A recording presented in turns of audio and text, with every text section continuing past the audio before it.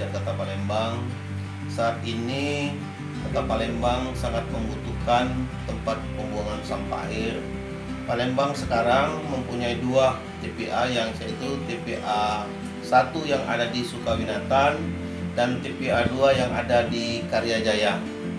Alhamdulillah saat ini TPA 1 yang ada di Sukawinatan kita dalam proses perapian dan penataan, gunanya agar suatu saat ini dimanfaatkan lagi untuk pembuangan sampah, siap untuk menampung sampah.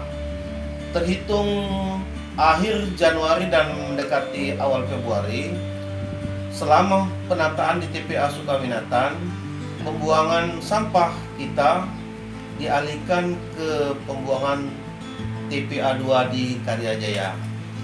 Diharapkan ke depan sampah ini bukan hanya memindahkan sampah yang ada di TPS atau tempat pembuangan sampah liar ada ke TPA, dan harapan ke depan sampah ini tidak berpindah tapi berkurang jumlah maupun volumenya.